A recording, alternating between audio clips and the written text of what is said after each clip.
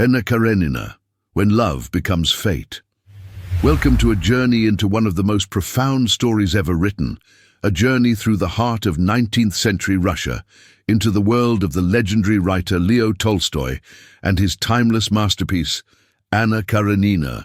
First published between 1875 and 1877, this novel remains, after more than a century, a mirror reflecting the eternal human struggle between desire and duty, passion and morality, freedom and fate.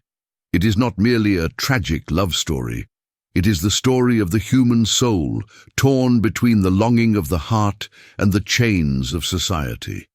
Tolstoy wrote it at the height of his artistic and spiritual power, weaving together a vast tapestry of human lives, where nobility and hypocrisy, faith and doubt, truth and illusion, all collide beneath the shimmering snows of Russia. It is not only the story of one woman, it is the story of us all. Part 1. The Calm Before the Storm. Our story opens in a grand Moscow household, shaken by betrayal and sorrow. A husband's affair has shattered his family. His wife weeps in silence. And amidst this chaos arrives Anna Karenina, elegant, radiant, yet carrying within her eyes a depth of loneliness. She comes to mend her brother Oblonsky's broken marriage, but destiny is already waiting for her at the train station in the form of a young officer named Alexei Vronsky. Part 2. The Meeting That Changed Everything.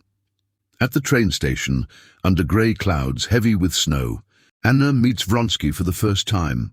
Their eyes meet for just a moment, but it is a moment that will echo for the rest of their lives. The air vibrates with tension. The whistle of the train cuts through the silence like a warning from fate. That train, which carries her into the story, will one day carry her to her tragic end. Part 3. Love is born from fire. Anna tries to resist the pull she feels, to return to her husband, Alexei Karenin, a cold, logical man who lives for appearances and public duty.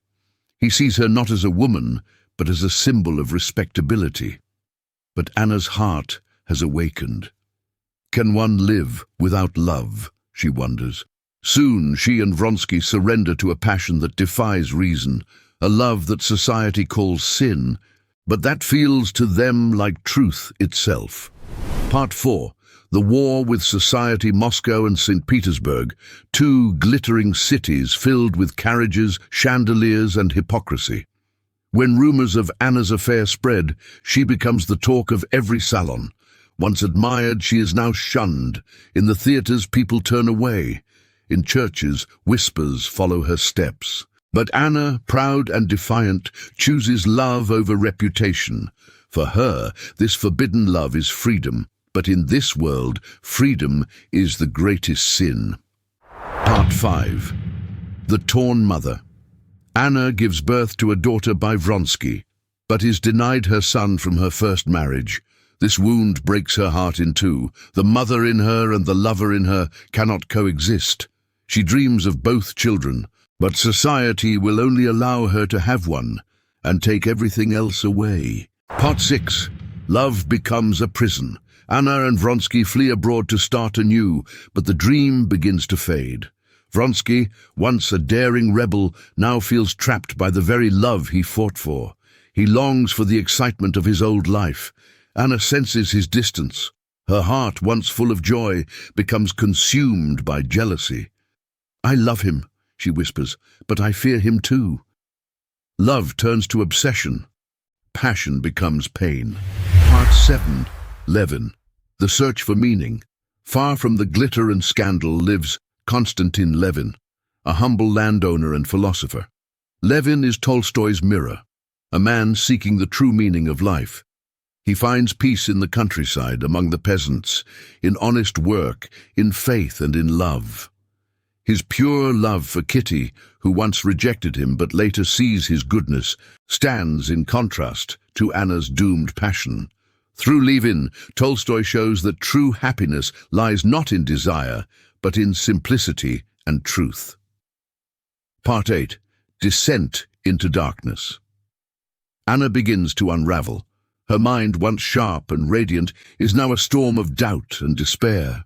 She becomes paranoid, convinced Vronsky will leave her. Every silence feels like betrayal, every glance like abandonment. She writes letters, tears them apart, weeps, laughs, and collapses again.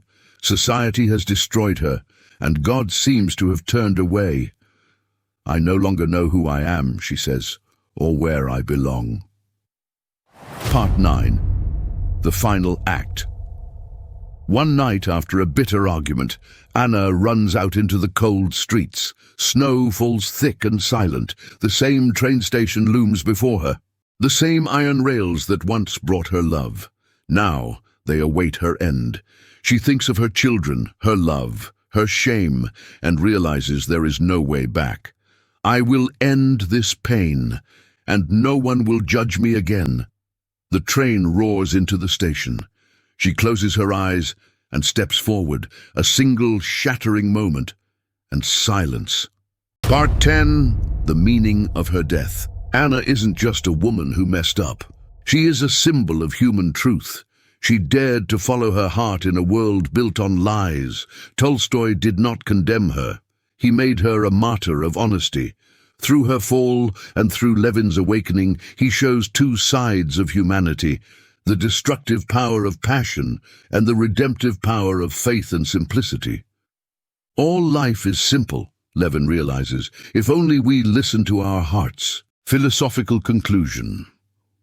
When we close Anna Karenina, we realize it is not only the tragedy of one woman, but of all who dare to be sincere in a false world. It is about love that becomes too human, about society that punishes honesty, and about the endless search for meaning in a world ruled by judgment. The true tragedy, Tolstoy whispers through the pages, is not that Anna died, but that the world lived on unchanged.